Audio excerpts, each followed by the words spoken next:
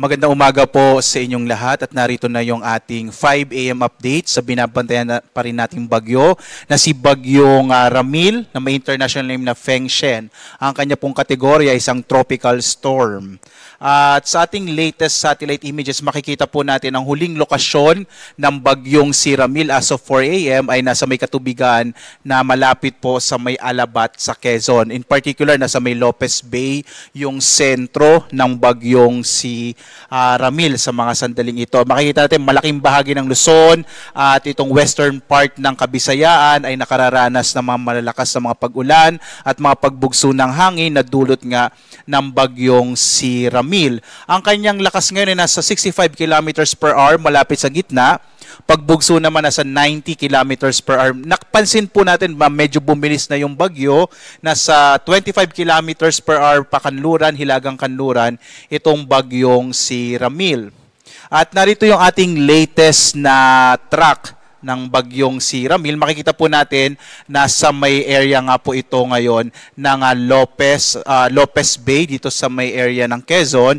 At base po sa track, bibigyan din ko lamang po, no, ito yung tinatawag nating cone of confidence or forecast cone of confidence na kung saan yung ating sentro ng bagyo ay maaring kumilos sa loob po nitong cone of confidence. Ibig sabihin sa ngayon nga, nasa may Lopez Quezon or Lopez Bay, sa may Alabat Quezon, itong sentro ng bagyong si Ramil at kikilos ito at maaring magkaroon ulit ng isa pang landfall sa may bahagi ng Quezon pa rin. At kung sakali po, patuloy itong kikilos ngayong araw, kaya po malaking bahagi ng Luzon, lalo na yung central at southern Luzon, particular na yung Calabarzon, including Metro Manila, ay makararanas ng mga pagbugso ng hangin at mga malalakas na mga pag-ulan. Dahil makikita po ninyo, nasa loob ito ng forecast confidence cone. Ibig sabihin yung sentro niya ay maaring kumilos sa loob nito. So, posible po mamayang hapon or gabi lalabas po ng kalupaan ng Luzon itong bagyong si Ramil at pwede po na ito'y lumabas dito hanggang mula La Union or pwede rin dito sa may area ng Bataan or dito sa Zambales. Again po, no, bibigyan ko ulit ng din itong forecast confidence kung dito po kumikilos sa loob nito, maaring kumilos yung sentro ng bagyong si Ramil.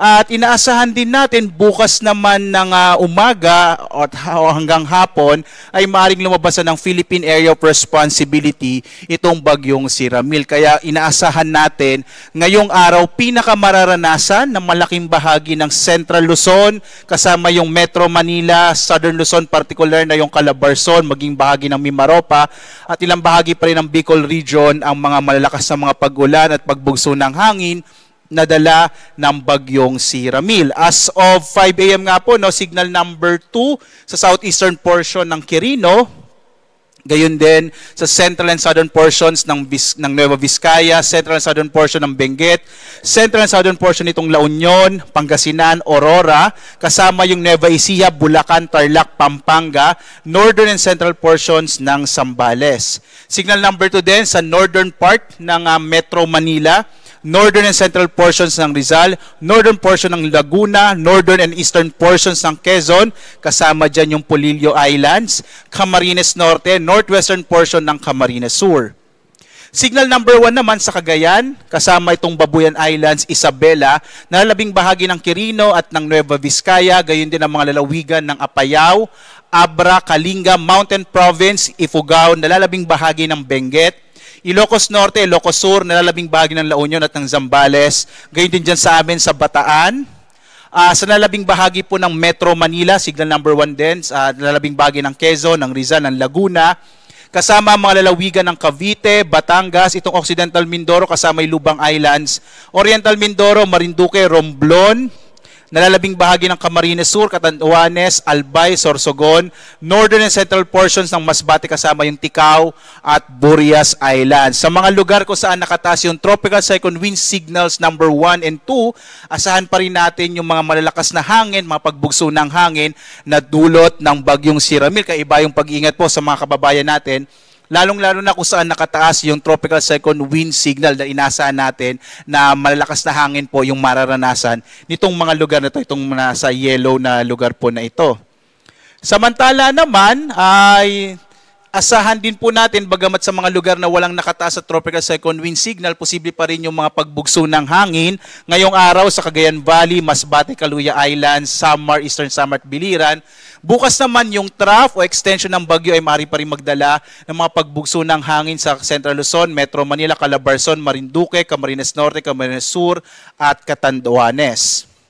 Samantala, meron po tayong in-issue na weather advisory as of 5 a.m. Ito po yung inaasahan nating malalakas na mga pag-ulan. Makikita po natin malaking bahagi ng Luzon at gayon din sa Panay Islands ay makararanas ng mga 50 to 100 up to 200 mm. Ano po ba ibig sabihin nun? Malalakas na mga pag-ulan na maaaring magdulot ng mga biglang pagbaha o flash floods at pagguho ng lupa or landslide sa malaking bahagi ng Luzon. Lalong-lalo na po sa mga mabababang lugar, maaari po magkaroon ng mga flash floods doon, habang doon sa mga matatarik na lugar, sa mga kabundukan, posible naman yung landslides. Muli, iba yung pag-iingat po. Ngayong araw natin pinakamararanasan sa malaking bahagi ng Luzon ang epekto ng bagyong Ramil. Sa nalabing bahagi ng ating bansa, inaasahan po natin sa nalabing bahagi ng Kabisayan ngayong araw, ay maulap na kalangitan ng may makalat-kalat na mga pag-ulan, pagkilat, pagkulog ang maranasan. Sa Mindanao po, na-expect naman natin mga isolated rain showers and thunderstorms sa hapon hanggang sa gabi. Bukas, araw ng Lunes, ay naasahan po natin sa paglayo po or posible po kasi lalabas na yung bagyong si Ramil.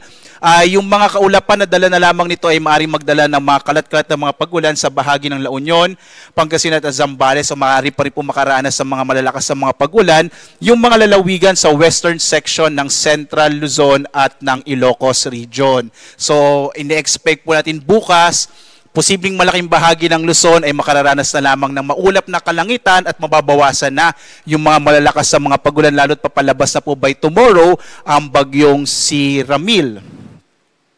Samantala, may nakataas yung gale warning particular na sa mga areas ng Aurora, Isabela, ng Quezon, kasama yung Polillo Islands, Camarines Norte, gayon din sa Pangasinan, Zambales, Bataan, Metro Manila, Cavite, Western Coast of Batangas at Northern Coast ng Occidental Mindoro, kasama yung Lubang Islands. Ito yung mga lugar kung saan makakaranas ng mga malaking pag-alon ng karagatan, kaya iba yung pag-ingat po.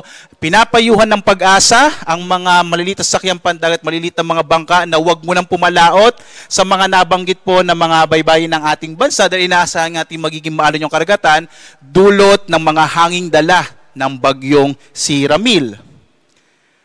Naglabas din po tayo ng storm surge warning. Ibig sabihin nito, ito naman yung malalaking pag-alon ng karagatan na humahampas po sa dalampasigan ng ating mga baybay dagat ng Aurora, Camarines Norte, Camarines Sur, Catanduanes, Ilocos Norte, Ilocos Sur, Isabela, La Union, Marinduque, Pangasinan, Quezon, Zambales. So sa mga coastal areas po ng mga nabanggit na mga lalawigan, asahan po ang 1 hanggang 2 metrong taas ng storm surge. Ito po yung mga malalaking pag-alon na dulot ng bagyo habang lumalapit sa kalupaan ng mga nabanggit na mga lalawigan. Iba yung pag-ingat po, lalong-lalo na yung mga coastal communities na kung saan po maaring makaapekto itong bagyong si Ramil. At ito nga po yung tinatawag natin na storm surge or sa Filipino, ito yung daluyong. At patuloy po tayo magbibigay ng update. Ang susunod po nating update ay mamayang 8:00 ng umaga. Gusto ko lang po ulit bigyan ng diin. Ngayong araw po, pinakamararanasan yung mga pagbugso ng hangin at mga pag-ulan, lalong-lalo na sa Central Luzon, kasama yung Metro Manila at Calabarzon, gayon ilang bahagi ng Mimaropa at Bicol Region, dulot ng bagyong Ramil. Kaya mag-ingat po kayo mga kababayan, hanggat maaari po sumunod po tayo sa mga payo ng ating mga local government units para makaiwas po tayo sa anumang panganib na dulot ng bagyong si Ramil. At live po mula sa Pag-asa Weather Forecasting Center, ako si Obet Badrina. Maghanda po tayo lagi para sa ligtas na Pilipinas. Maraming salamat po. A blessed Sunday sa inyong lahat.